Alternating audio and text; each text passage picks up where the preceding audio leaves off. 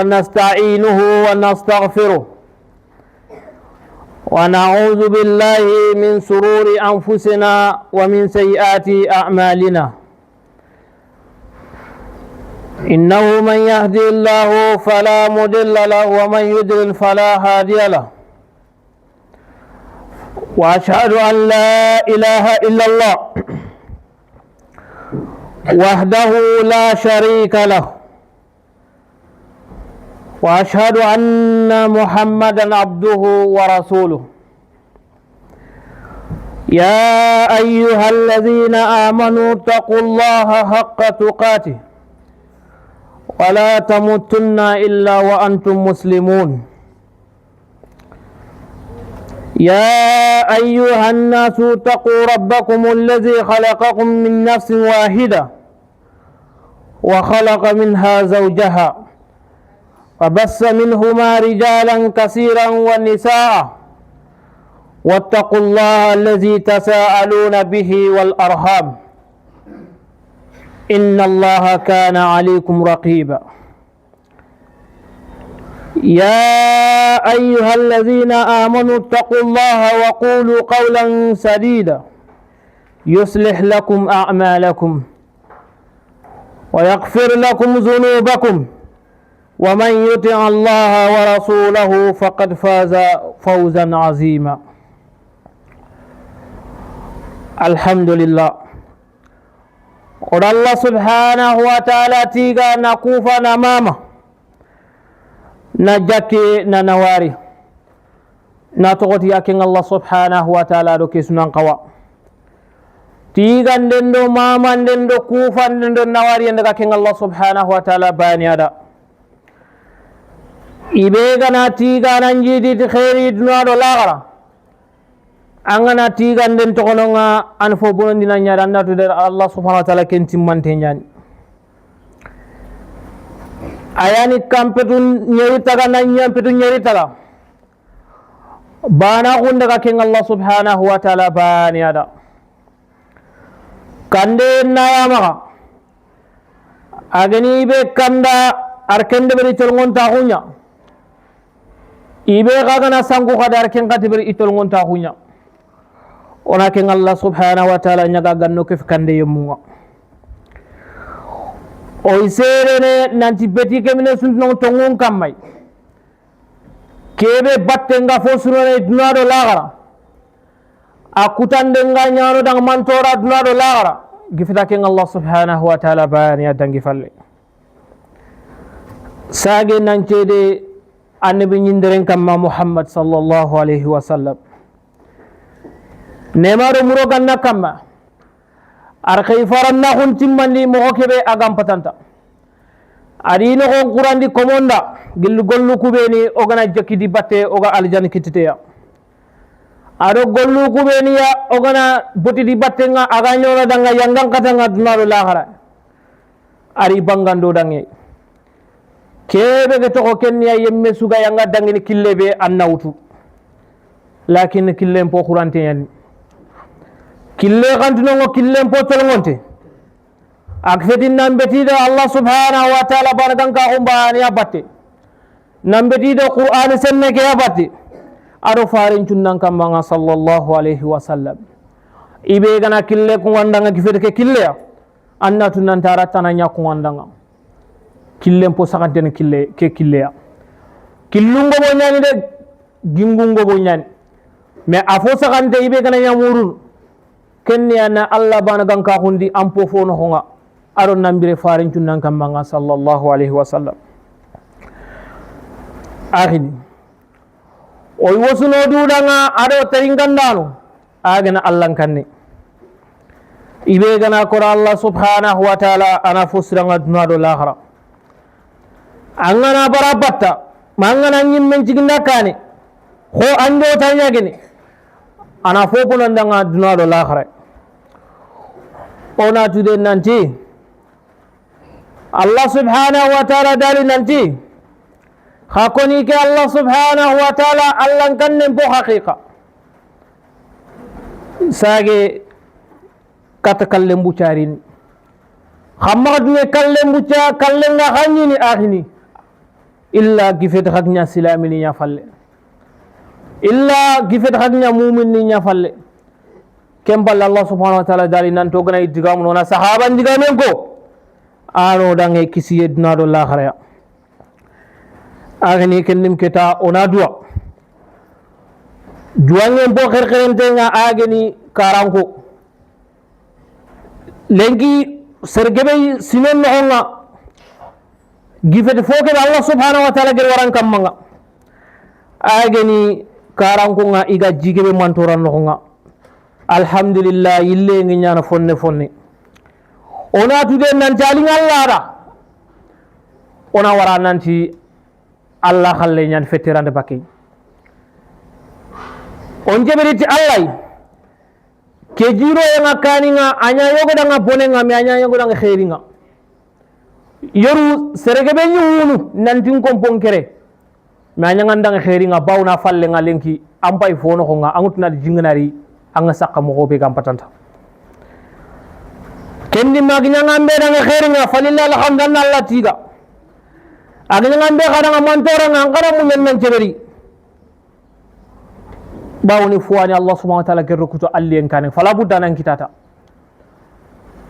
kende mon Allah subhanahu wa ta'ala nyaga mantora sugaro ke jibatenga bone sugaro ke jibatenga tampiye sugaro ke jibatenga Allah subhanahu wa ta'ala ganno ori su kisbaki ya rabbi khairi be gaay ma muso be gaay agoda ngin nafanga duna wala gara Allah ganna nyongoda ya rabbal alamin kenne mo ona dua silam furun kadange kubeni gede ko kane o ginnini fenege feya igide mo ko be o khatel kullunga Allah subhanahu wa ta'ala ganni nema ya rabbi ona dua wotun ton kadanga kubeni ga obital kanin no nga miga sakka kani ku yimni no nga miga killu laqunga wallahi Allah subhanahu wa ta'ala ganna sahanya odi sudanga Allah subhanahu wa ta'ala ganna watteke munyun to wondiya bawna ngana seberi ken no nga ananya ngandang khairi ananya ngandanga musoya foke be khairi gandange duna do lakhara Allah ganna i wattunya jare wattuya ona duwa dum binin ndanga ageni sorozo ga yanga birena nganna famurun ke bireno nga me amur khalalen kam mangade akhi mahamur kharamen kam mangade kennim Allah subhanahu wa ta'ala ganto poso ni ndurun to ya rabbi Allah subhanahu wa ta'ala ganna khalale fokino ya kennim ma akhini o masala ingaro kebe kam mangalenki ayani o masalan kitaben kamma kitabe kebe gani o gatni fincanun cikiya agani o harammo agani Muhammad ibn Abdul Wahhab agar kitabe kebe wallifiya o gatni fincanun cikiya kendi mo ona folman ko gilli kitabe ken ko wallahi akhi sunnam mefi wallahi akhi aqidam mefi kharamum bay joppe akhini sarano sara yaru sara yugu khar mullo kharan kani ngayin khara igani dinantu ina katange sara hakken tunu igani dinantu ina kat seben gilli duna jarbi en no nga angana farti kuno munu gananya igama Allah tu igama farentu ya wallahi angen jara mutuma bawno khum min Allah subhanahu wa ta'ala yantirinin ayan jigin min har gananya angana nyangam padanton aljanna birambe angana itelle keremme Allah subhanahu wa ta'ala danga njara nya fay keda Allah kito no khanga Allah subhanahu wa ta'ala din garan kasigi o kitin khana khanga haro kuro munaha gananya ngir Allah ko na faren ko ya falakal hamdu angam Allah ko na faren ko ya akhiran tampi khafu Allah subhanahu wa ta'ala ganto tampindi kendi mondu ko toro munda na Allah ko yanniro Allah kaninga niro haran kaninga iga Allah tulmo ko kebe ya kendi mana nyango sudanga kisiye duna ado lahara sheikhin to danga adi ilamu rahimakallah atanna tude Allah ganna hinnanga Allah ganna hinno ko ya o kube ni ga digame ko ko ado hakumme ni go teringana aro fayindano be ni go fayindi ona tude na sheikhin nudun kullahu nyanke ga duwanga yemme sudanga ati annahu finjana de yajibu ala kulli muslimin ay wajibini muslimi yugoncu kamma wa muslimati aro muslimi yakharencu ta'allumu salasi hadhihi almasaila kufili siki fintanun siki annitu wa amalu bihinna adan nangolitiya akhini khalon terinki ade sheikh ngamulina kebe koya ada fofana nyani anna allah khalaqna atona ona tude nan talla ndo taga ntimme maga sere su kesi kandang bawna ngutu angeri mo kebe anyi mo durti wallahi anyi mo durti angeri mo be anyi muitu tagandana na garantaga anya murti nangat nanta ken Allah bata me angutu nanti fo an garantaga fo kebe garantaga anna tude nan ken Allah ya anna Allah khalaqana nanna tude nan Allah ndo taga warazaqna ayando warjaga kade lengangnya nabur gor gume ancembe fe ampera fe mangir tuwa kebe kita ancembe fe ampera fe ahi Allah ni nyangandanga arjahya kendim kita annan kunku nyankande akhini wala mi yatrukna hamalan Allah mo to dono kundung kade nantor arota ga no arjaga no to dono kundung doga fonde ber kebe ga gemmoya ay abadan akhini Allah mo to kundung de bal arsala ilayna rasula arfariya haykatoy arfariya warda bate arfariya arti puri ananyango danga sedana agel muhammad rasul sallallahu alaihi wasallam faman ataahu atibe gana ke fare boto fare ke batte man nan jokida asunnan batte ibe gana jokido ke fare tere killen batte na sigindi kengunga agi maganya sunnan konnenga igana tandanga sunnanga magati khagiro kamaya inda sifandanga nanti farenti sallallahu alaihi wasallam aterinka ya akhi annan jokkido golle ke batte nafandandan kenya maduna nganyan sunna dungon konnonga maduna nganyan sunnan konnenga akhi ateringa de ati ibe gana jokkido ke fare batte angana jokkida sunnan batte dakhala al janna nguron al janna akhi ni birege manan man gifetna Allah subhanahu wa ta'ala buta falle Allah batten balle kallenga nari on do man batti oga gollu ko bani de man do manen aljanna feba wallahi tere killem pay angana jokido ke fare killem batte angana jokido ke fare sunnam batte dakhala aljanna nguron aljanna kallenga na nyakam may suya wa man asahu dakhala an-nar ibegana ke fare kuta ma ibegani falle koy ke sunna ya ma ibegana di anjanna Allah batanda fare batta garenga ma kenni keda ibe gana ki fare kuta angam dungeta khaindenga angam dungeta digamunga mangam dungeta tere killenga dakhala an-nara wallahi antuga tim petre khasu illa gantanya yimbenga Allah subhanahu wa ta'ala ganno okisbakiya fare sallallahu alaihi wasallam arko hadisi nanti kullu ummati yadkhuluna al-janna illa man aba nanti umuto ni churona al-janna ma ibe gana bara ya akhi tirindaron tirinat man ya aba ya rasulullah ya habib Allah ya nabi Allah nadu ko ambalaron aljanna inda gatir nadu ko nallo aljanna wallahi asuti nangi mulin nallo fala budda nan tere killenya kamal jan killen kamma angam lan nallo aljanna farendi ibege ni ke botu yani ibege na tere di ke killen batte angoron aljanna ibege na bara ni botu atanyam bara de akhini ibege na bara na sunnam botu anyam bara ron aljanna de كلم كده آخرين وانا الله سبحانه وتعالى نياغا الله نا الجنة ورن تقي يا رب العالمين ودليل قوله وتعالى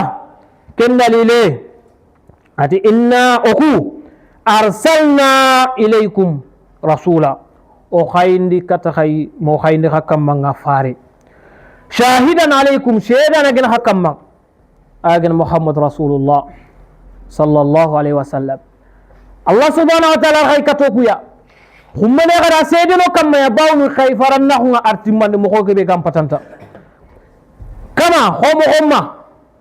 arsalna ila fir'auna rasula ogo khayni kat fir'auna agene khayfare agene nabillahi musa alayhi salatu wassalam nabillahi musa Allah subhanahu wa ta'ala khay kat fir'aun arkenya bangande dang nanti muhammadu khay katoy homo homma igar musa khay kat fir'aun فعصى فرعون رسولا فرعون ار موسى رغنا كوتا نمبر دنگا fa aqaznahu akhzan wabila or firawun raga ragande kebe akhotengen or firawun raga ragande kebe akhotengen kendim keda anya duna dunkon cudanga kawafi bawne firawun khisangan timme maka asu kentuya ibe gana muhammad kuta ibe gana barsiki faran junnan kama anna tude nanda allah subhanahu wa ta'ala gerke benya firawun kemme anan kadukude kennan dando firawun khani jamade bawne akar fariya kuta allah subhanahu wa ta'ala nyanga dag yangang katanga arragan de kebe akotengin kennim keta ari killen bay mangana barabata bangandi nyani okuda man na ko akhini na jofani ay soro sudanga anga dangini kille kebe ay soro sudanga anga aljan mulla ma ay soro sudanga anga mulla ampalle nambono yani anduna allah rasulullah nambono kenne ma farin tunna nyawtude akhini tawhid nyawtude khairin nandanga kinya dunaro lahara asaniya atafil yanni anna allah nada allah di la yarda an yusraka ma'ahu ahada anti linga danga anti dumene anti mulla anna fillandi kefi yembani sonna kefi allah subhanahu wa ta'ala fi ibadatihi ibtiyannohonga kerkhaya wonati nanti afado man ka peti nanti tawhidul uluhiyya yani betiyinnoho na allah subhanahu wa ta'ala na bargan ka hundi ambetiyinnoho angana isallina anjallina allah da angana isumina anjumina allah da angana jakka bagani allah da angana del khiji an bagani andel khiji allah ba ni ada magada khiji sere da ken mambetiyu ide ber allah da ampini nyaau iko Allah subhanahu wa ta'ala bayaniya duanga Allah bayaniya nyaga ya akhi magada sere dal nyaga de magtere katra ge be angar faran celene de bawni komeran ta foda Allah bayaniya ka ta foda akhi kemballe ati la malakul muqarrabun ati malaikan tintefe yani anga wallando Allah na kan nanti ngaranya Allah nyaga na nan tangkat ke malaikan niya minna njonka ikat ke malaikan niya minna ke malaikan niya gangu wallahi abadan wala nabiyul mursal annabi nyin kayinte khafede annabi nyimme be ger khay farengen har gana muhammad sallallahu alaihi wasallam amoda gangana ni allah nyaagana anna barti adaraha amoda gangana ni allah nyaagana anna andunge mur muhammad ay aranta fofoda kome anta allah ra khayya ayam poste ke fodun cuya allah gar fofo tak muhammad am posa suya mais lakin angana ni allah nyaagana na allah ba ni nyaagan wa dalilu qawli wa ta'ala wa anna al masajida lillah atanukum misidi wori de ina allah dang anu ku sujudu re hore wajju mo ogiben ina allah dang ona allah muri no honde fala tad'u ma allah umma gangundi umma khirendi kedina allah ahadan yembane suya kenni mo gona misidu no on tanga kata allah baniya ona allah baniya dunge muru umma sereta dunge muru kifata allah subhanahu wa ta'ala ona allah baniya finko ino umma fotan finko kifata allah subhanahu wa ta'ala kenni ma misiju kude anyana tagatan naburenga ma tagati allah de wallahi ngana kaw nan tingen sembu kumenya na misiden taga mama 4 metas ma mobe ga gembanga wallahi angama inde berti allah khafunyan kengde akhini kendi mare walat na misiju gina allah da allah fon umma yambane sugil umma khirindi kefina allah yambane sude akhini kendi wa allah subhanahu wa ta'ala nyaga allah ganno biran tawhidin kamanga allah subhanahu wa ta'ala ganno biran sunnan kamma ya rabbal alamin subhana rabbika rabbil izzati wa salamun ala alhamdulillahi rabbil alamin tigen allah danga tege foni cusu kemenenga ata salisa da fisikali anna man ata ar-rasula atibe kana jokido faran batte wa wa'ada allah ada allah bana gangaundi la yajuzu anti tellandanga la yajuzu lahu anti telakamanda muwalatu man hada allah wa rasula fon bisalle mahu fon karalle mahu fon kapalle mahu kebe gana Allah khonne iwe gana Allah khonne ma faren khonne anti tella karal lemma khunde anti tella akapal lemma khu anti tella abisal lemma khu walau kana aqraba qariban har ke ngana nya tinton tompo tintenya har ke ngana nya amur tunti tintenya akhina anti tella ndangan ke fikenge wa dalile be gari kinga Allah subhanahu wa ta'ala tudang la tajidu qawman atanti soronni yu'minuna billahi wa bil yawmil akhir igitongoniti Allah subhanahu wa ta'ala ado lagar kotanga samsigen kotanga yuwaduna man hada Allah wa rasulahu iga fon karalle mahu ma iga fon kapalle mahu ma iga fon kanunu foke be gena Allah gonne aru faren konne walau kanu ar kun kamani ganani aba'ahum ya akhini har kun ganani fabniya an bo fabe be fallun kote har ke ngana nyam baba gananya Allah ko nadu farin ko nan da fofore aka kan cigin anam dunadun kibare har gananya kafir ya aka kan cigin dunadun kibare me lakin agna Allah ko ne yaru farin ko ne anda ta kille da akhini anta ke fini kengre ati wa abna'ahum adhar kun gananya iro munya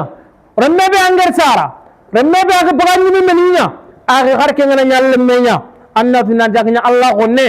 agnya farin ko ne anna ta fofore akhi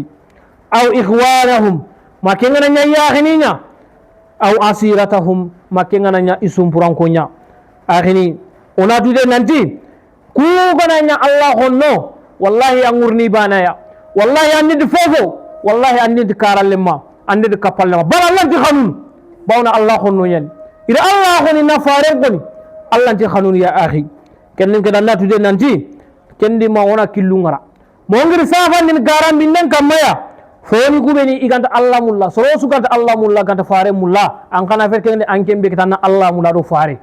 an kapal ma fer soro suganta Allah mulla ganta fare mulla an kembe kita Allah di fare nya an kapal ma fiti haraka mangana nyampa ba haraka mangana nyalle menya haraka mangana nyanga khinya haraka mangana nyanjum punya wallahi anda to fofwa illa ginya Allah dang honne ya ginya fare dang honne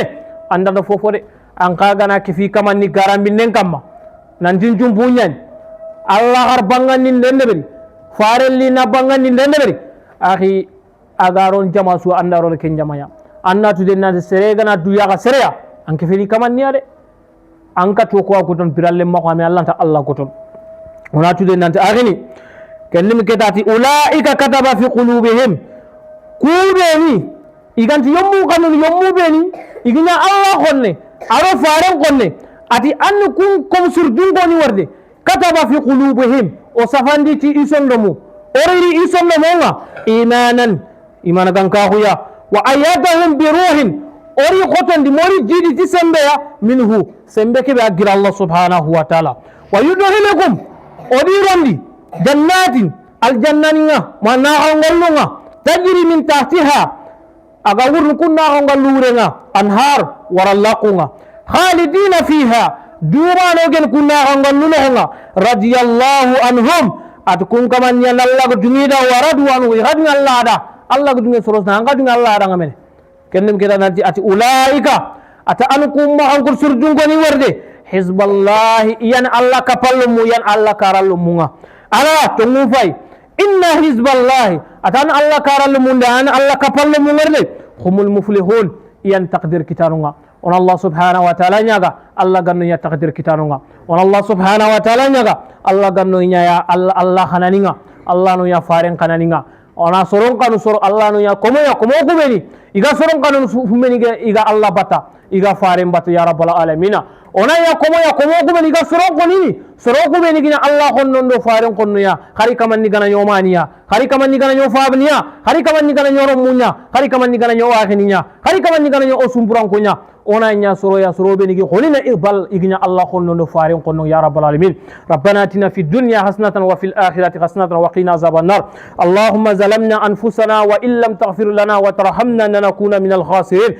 allahumma zalamna anfusana wa illam taghfir lana wa tarhamna lanakuna minal khasirin اللهم يا مقلب القلوب ثبت قلوبنا على دينك اللهم يا مقلب القلوب ثبت قلوبنا على دينك اللهم يا مقلب القلوب ثبت قلوبنا على دينك اللهم صل على محمد وعلى آل محمد كما صليت على إبراهيم وعلى آل إبراهيم إنك الحميد المجيد اللهم بارك على محمد وعلى آل محمد كما باركت على إبراهيم وعلى آل إبراهيم إنك الحميد المجيد اللهم اعتق رقابنا من النار اللهم اعتق رقابنا من النار اللهم اعتق رقابنا من النار ورقابنا آبائنا ورقابنا أمهاتنا ورقابنا أزواجنا ورقابنا ذرياتنا ورقابنا لكل جميع المسلمين والمسلمات من النار يا رب العالمين ربنا آتنا في الدنيا حسنة وفي الآخرة حسنة وقنا عذاب النار سبحان ربك رب العزة عما يصفون وسلام على المرسلين والحمد لله رب العالمين قوموا إلى صلاة